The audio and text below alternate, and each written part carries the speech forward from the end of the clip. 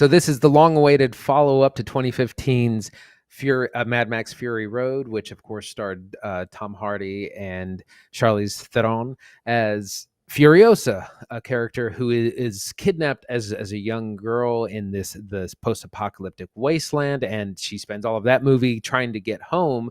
And so in Furiosa, a Mad Max saga, we get that backstory of exactly how she got kidnapped, what happened, how she became this character. Because we know, like, the wasteland is a brutal place, and for a woman who are most of the women in this world are used as, they refer to them as breeders or brides.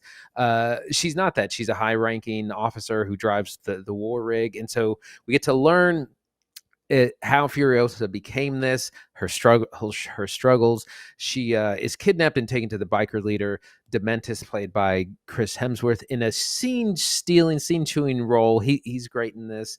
Um, we see we see how she develops and survives in this terrible place, but we also get more of the backstory of the wasteland itself and the politics of these three fortresses of Gastown, the Bullet Farm, and the Citadel, where all the food and water is. And we get more backstory of Morton Joe and his kind of followers from there. So it's a very rich in world building. It's very different from Fury Road, but I liked it a lot. We're going to get into it. Zach, what do you think?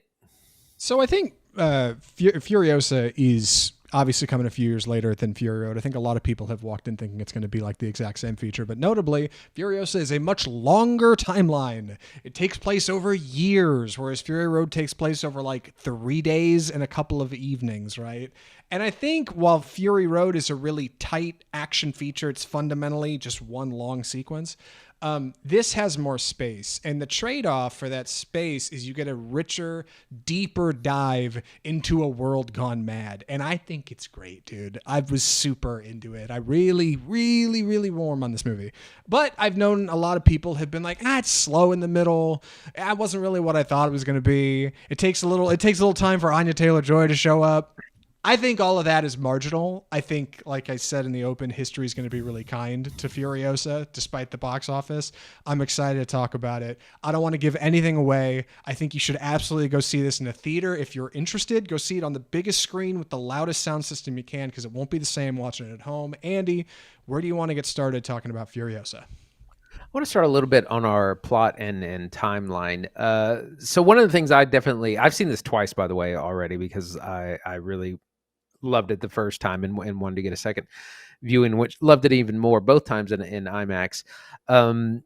So she is kidnapped at the very beginning. I mean, instantly that kicks off the thing, and we spend a long time with young Furiosa, who's played by Elila Brown, who's a child actor who was actually in 3,000 Years of Longing, George Miller's previous film, and that's actually where they found her, and she was really good on that, and then he thought she's going to be perfect for this role. She's a well-trained, disciplined young actor, and we probably stick with her story for about an hour. It's a pretty long time before we see adult Anya Taylor-Joy stand up, but we get this brilliant sequence where she's kidnapped and where her mother, played by Charlie Fraser, who we actually just saw in Anyone But You, plays her mother in this brutal role where they have a long chase of she's on motorcycles to try and rescue young Furiosa. We know from history, the first movie, or in Fury Road, that's not successful. But we spend a long time with that sequence and meeting Dementis, who's the leader of this biker gang of kind of misfits. They're kind of organized, kind of not. He's a very different kind of warlord. And at first I was like, well, is he just going to be kind of a shade of a Morton Joe, or just like, yeah. I didn't think he was going to be very good, and he is phenomenal. This role is so good. He's both nice and not and terrible at the same time. He has so much showmanship. He pilots this chariot of motorcycles, wears this big white shawl, which is eventually turned red. He's kind of competent playing the politics of the wasteland. Sometimes not, but it's a great kind of first half of the movie, the backstory of Furiosa as a young person before we see her as Anya Taylor-Joy, and then her journey to try to get home. I think one of the things I really liked about Fury Road that's subtle, that a lot of people talk about but don't really notice upon first watch, back when it came out, was how much effective world building is in the subtleties of dialogue and detail in Fury Road, right? Somebody will mention the Bullet Farm or Gastown, which are places you're kind of aware of and even know that like the Fury Road runs along. That's where the War Rig is going in that film. But you never really get to spend a lot of time in these places, right? And somebody may mention the War Boys or what have you, bikers, whatever. And you may see some of that, but you don't really get to go there. And Furiosa like delights in taking you to these places and showing you more and giving you more detail. And I've seen some people say that that's too much. That I think is too indulgent, and that it spends too much time digging into what's kind of already there instead of building new things. But I disagree. I think it's a more nuanced look at a world gone crazy. Like for every thing it dives into, you just like involve more unique detail. Dementis, right? Like our kind of, like Andy said, thought was going to be maybe a bit like a Morton Joe villain, instead has like a whole cavalcade of cronies around him that are all weird and have cool names and like have weird outfits, and you don't really get to spend a lot of time with them, but they're just as fascinating as these details were in Fury Road. Like the world building that's made through just expanding on what was there and giving us more in ways that we didn't expect is phenomenal. There's a couple of really great action, I mean there's more than a couple of really great action sequences, but a couple notably expand on the Fury Road formula involving the War Rig, a lot of high octane petrol fueled experiences. And I love the way that you take what was already like inventive automobile combat in Fury Road, these guys on like giant pikes swinging around and flamethrowers and stuff, and give us something entirely new in a way that I didn't expect. I felt like a kid in a candy store watching sequences in this film. Like so much fun, so inviting, bringing in big props too, right? Like the back of the War Rig has this thing called the Bomby Knocker, which is like these medieval looking like It's like a flail thing. Yeah, it's so insane looking, and it's like such an exciting way to just evolve the formula a little bit and give us more of what works, but in a better, like more interesting way. And I love how kinetic a lot of the action feels. Looking at the trailers, I remember a lot of people said that a lot of Furiosa looks phony. They shot it in studios, but you really do fall into the world of the wasteland, I think, when you're watching this, and you forget. And Miller also notably still does so much practical. Like those flamethrowers are real flames, you know, like the camera like crashing in on a car into something else is probably genuinely them wrecking a camera. Like it feels so kinetic. And it's really impressive that you just fall for it anyway. I hardly hear anybody here about talking about how the sky looks good, the contrast is too high, or it looks like the lighting's bad. Like none of that is a concern at all, because you just get totally into the world of Furiosa. Right. It's so engrossing, and like I said, it expands the lore not too much, because I read recently that George Miller he doesn't want to be like dive too much to like kind of like Star Wars, where everything's got a huge backstory. He wants to give you just enough, and a lot of things he does this in Fury Road brilliantly, where a lot of the backstory is just kind of hinted at or spoken in just a few sentences. You don't get tons of exposition. Characters acting, and George Miller's talked about making silent films with sound. In other words, he wants the images on screen to tell all the story and not have everything just spoon fed to you. So we have these incredible visuals. And I'm just there's a sequence towards the beginning where we see Dementis and his gang capture another group of marauders, and there's a Joker-esque battle for them to see who survives. And this ritual is choreographed so well; it looks like they've done this 1,000 times, and it's just that rich visual storytelling that just really pulls you in. Same thing when we get to finally see Morton Joe and the War Boys, and all the action is exquisite. I didn't think that we would be able to reach the heights of Fury Road, but we actually absolutely do. There's the big action sequence in the middle of the film, the midpoint, which is amazing. It absolutely blew my socks off. And then we get a few more after that, which are equally as impressive. Really can't understate how tremendous the performances are from our two leads. I know Andy already talked a bit about Chris Hemsworth as Dementis. Anya Taylor-Joy hardly has any lines in this movie, notably less than Tom Hardy had and as Max Rokitansky in Fury Road.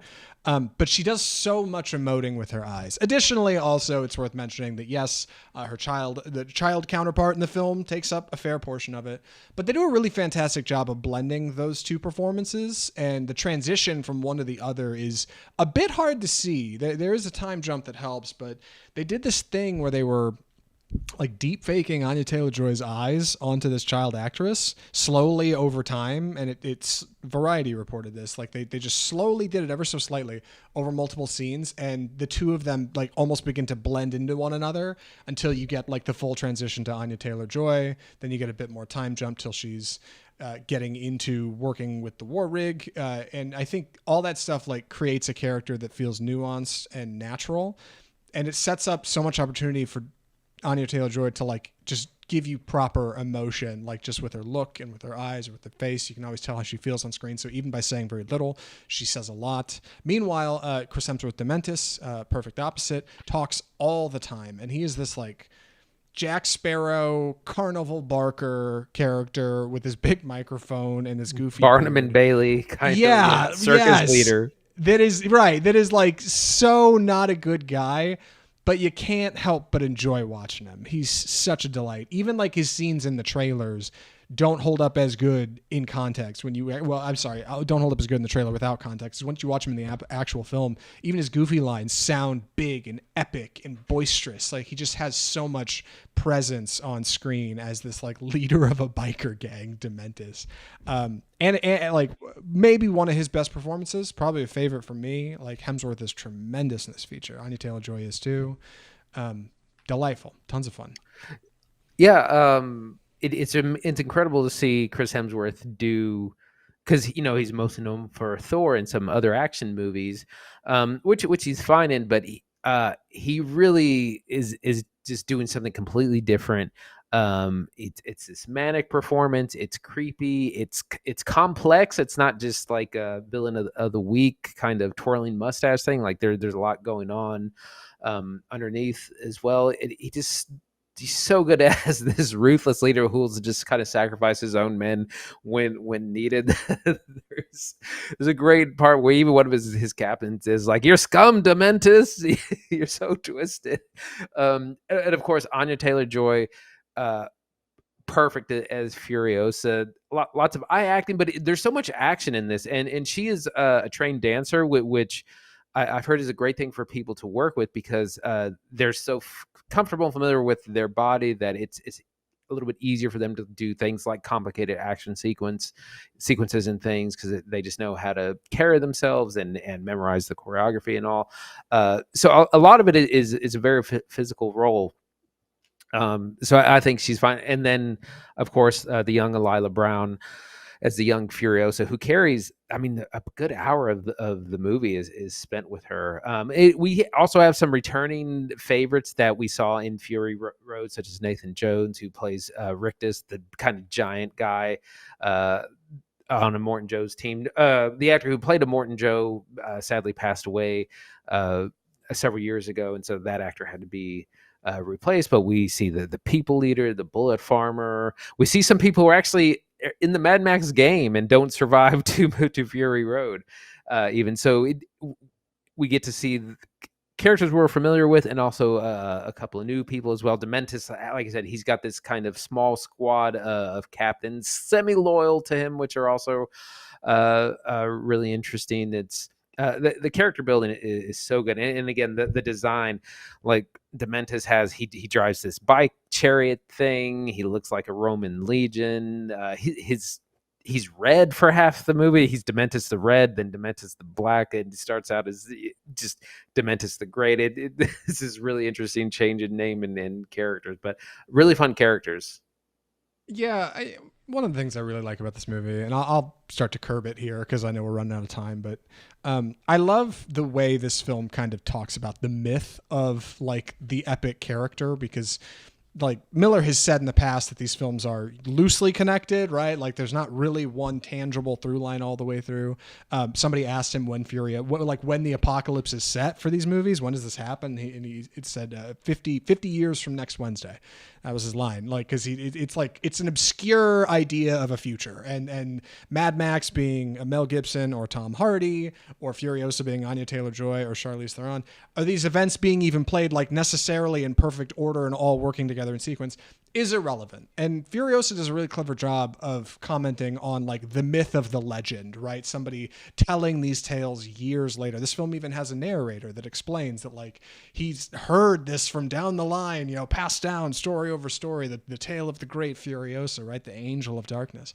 Like, and it gives a lot of opportunity for these movies to have fun building a world and not be so stuck in the rules and in order. Like, if anything, it gives the opportunity to embrace chaos. And I think that's something that these films do so well. Like, they really just lean into this idea of a world gone haywire in every sense of the world. They're violent. They're very funny. Notably, a handful of laughs in Furiosa. Good ones, too. Yeah. Like, actually good jokes on screen and funny visuals. Like, I love that things are awkward. Oh, disgusting body horror in a couple sequences. Good God, I couldn't believe watching this on an IMAX. Certainly an R rating. Like, all creates an experience at the movies that is so delightfully mad. Tons of fun. It's like watching a twisted Alice in Wonderland, right? Like, and I really can't. I don't have enough good things to say about it. One of the last things I wanted to touch on is the sound. We have Junkie XL, otherwise known as Tom Holkenberg, back for the score, and so we have that really like grunge metal score. But also just the sound of this movie is incredible. The motorbikes, the motorcycles, the cars, the engines. It's so loud and grinding. And there's this great part where there's a motorcycle called the Thunder Bike, and it just has a really unique sound. Chug to it sounds different than all the rest of them, and it's used throughout kind of the opening sequence, and it's those kinds of details that just sound amazing, especially, you know, the big action sequences as well. Lots of engines revving, that whole sort of thing. Another huge bonus to this movie. Like, it's part of the reason you got to see this in theater, see it in IMAX if you can, because man, the sound is such a great part of it. I know, right? Just before we get to recommendations here, I do want to reiterate: if you are interested in seeing this movie, please go see it in a theater. Don't be like, oh yeah, I want to see it. I'm going to wait for it to come to streaming. Don't. It won't be as good. It really won't. This stuff is meant to be big cinema, big presentation, biggest screen you can find. Pay for the XD. Go for the IMAX if you can find it. I don't know about Screen X or 4D. Maybe that's a good time. I haven't done it, but I'd say if you have the means, if you're interested, that's what you should do to see it. That's the best experience for this. With that, Andy, would you recommend Furiosa, a Mad Max saga? Absolutely. This might end up being on my top 10. Definitely honorable mentions for this year. So much fun, incredible work in world building, expanding on the myth of Furiosa and the wasteland at large. Incredible performances by Anya Taylor-Joy and Chris Hemsworth, as well as the young Alila Brown and other cast of characters. Incredible action, incredible sound. I've seen it twice in the last 3 days. I might try to see it again because it's never coming back to theaters. So highly, highly recommend. Go out and see it before it's gone.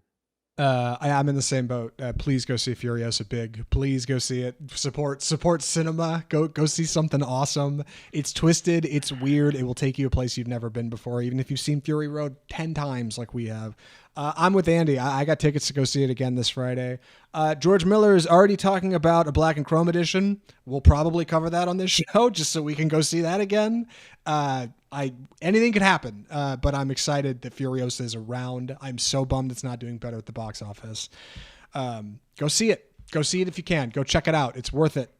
Green light. Go for it. If you're looking for a sign to go see Furiosa, this is it. Go. It's a good time. I promise. And with that, we should move on to our next segment. Couple exciting trailers to talk about this week. Andy, what do we call this segment? It's time for the trailer park.